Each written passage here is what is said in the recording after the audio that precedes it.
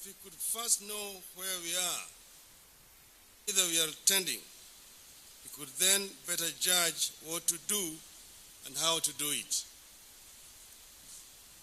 When such time comes, the leaders entrusted to secure the goals, in our case, justice, unity, peace, liberty, and prosperity for all, have a duty to reflect on their performance in the search for these hallowed goals. Such a time has come for Kenya. 54 years into independence, we are challenged to audit our progress towards the ideals for which our fathers fought to establish a free and independent country, and for which many of our compatriots died. We, the leaders, are equally summoned to reflect on our performance towards the achievement of our nation's aspirations. This audit and introspection has been a long time coming. Throughout our independence history, we have had doubts on how we have conducted our affairs in the face of growing divide along ethnic, religious, and political lines. Regrettably, we have responded to our challenges by mostly running away from them. We have moved from year to year, election to election, never pausing to deal with the challenges that our diversity was always going to pose to our efforts to create a prosperous and a united nation. Consequently, the ties that bind us are today under the severest of stress. Our diversity appears destined to be a curse to ourselves today and to our children tomorrow. In the past, we have given a lot of attention to institutional reforms in the hope that this could lift us to the next level of nationhood and make us a blessed land. 7.5 years ago, we gave to ourselves a new constitution. We put our faith in it as the instrument to revolutionize our nation. In this way and many other ways, we created some of the best constitution. We put our faith in it as the instrument to revolutionize our nation.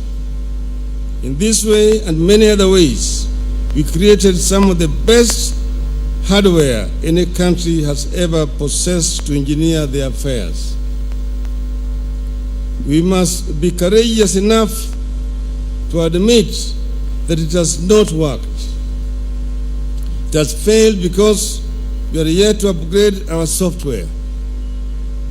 We have been pouring new wine into old wineskins. The gospel tells us that new wine needs new wineskins. The time has come for us to confront and resolve our differences. These differences are becoming too entrenched. These differences. No two Kenyans dying out of these differences. Many of these differences are already well entrenched in the third generation of Kenyans that are currently leaking into the fourth generation in primary and secondary schools. Yet in many instances, Kenyans cannot remember why and where they disagreed in the first place. As we fight ostensibly to save ourselves from each other, the reality is we need to save our children from ourselves. My brother and myself have therefore come together today to say this descent stops here. We refuse to allow our diversity to kill our nation. We refuse to be the leaders under whose watch Kenya's lead into a failed nation. This is a call to self-reflection. We have to look into ourselves and challenge our readiness to make the changes that will allow our institutional reforms to work. So long as we remain divided, acrimonious, selfish, and corrupt, no amount of institutional reform will better our lives. The reform process will become an exercise in diverting attention from our own failings and taking refuge in the blame game. We therefore seek your partnership in this initiative, fellow Kenyans. We are all sailing in this one ship. We must come together to scoop out the water that has been seeping, or we shall capsize. We have traveled too far to turn back. We would never make it back to the shore. Yet we can't make it to our destination either. Our only option is to come together and scoop out the waters of animosity that we have been pouring into the boat before we all sink. Once again, as Lincoln said, the result is not doubtful. We shall not fail. If we stand firm, we shall not fail. God bless Kenya. So, kwa Kiswahili tumekuja pamoja na ndugu yangu Uhuru Kenyatta. Tumeongea kwa kirefu na tumekubaliana ya kwamba tunataka kuunganisha Kenya iwe taifa moja. Na tumesema mgawanyiko ambayo imekuwako tangu uhuru mpaka leo itakwisha hapa na sisi. Na kutoka hapa tunataka kuunganisha taifa la Kenya ili tutembee pamoja kama watu moja. Hiyo ndio sababu ya sisi kukuja pamoja hapa siku ya leo. And we say that the divide ends here, beginning the process of building the bridge that binds Kenya together. Yes, where we are. Sasa ndugu yangu ataongea. God bless. Thank you. Good afternoon, everybody. First and foremost, I have taken great pleasure this morning in welcoming my brother, Raila, to Harambee House, where, as he has clearly indicated, we have had the opportunity for extensive discussions on matters Kenya.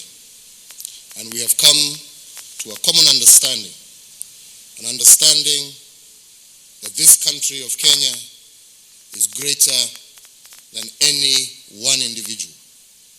And that for this country to come together, leaders must come together. Leaders must be able to discuss their differences. Leaders must be able to discuss freely and openly what ails our country, what is the reason and the cause for the ethnic divisions and frictions that we see across the country, that sometimes lead to even intercommunal conflicts, as we have seen in various parts of our country. We have seen up in Wajir, as we have seen in the borders of West Pokot and Marakwet and many other places. So we have a responsibility as leaders to be able to come together to discuss these issues and to find solutions that will bind our people together, that will unify our country, and that will give us a life cycle that is beyond the 5 years that we have established for ourselves. Elections come and go, but Kenya remains. So as we plan ourselves for the future, our future cannot be dictated by the forthcoming election. Our future must be dictated by the prosperity, stability of our nation, and the well-being of our people. Democracy is not, as has often been said, an end in itself. It is just a process by which the will of the people is heard, but the national good, the national interest must always prevail over those elections. And this is what me and my brother have agreed. that starting today, we will begin a process of bringing our people together, that we will begin a process of discussing what ails us and what creates division amongst us. And we look forward to the support of every single leader. We look forward to the support of every single Kenyan, so that we can build together a united, harmonious, stable nation where no individual feels left out or left behind.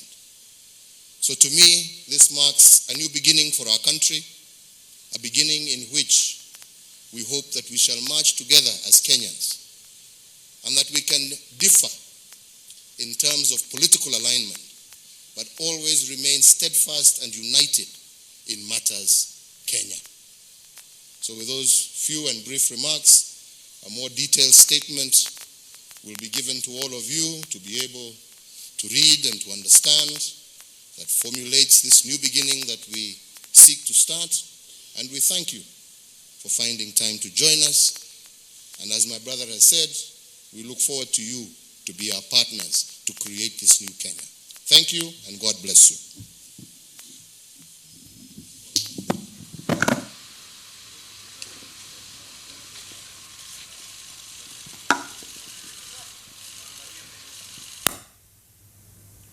I healed Kenya. Thank God.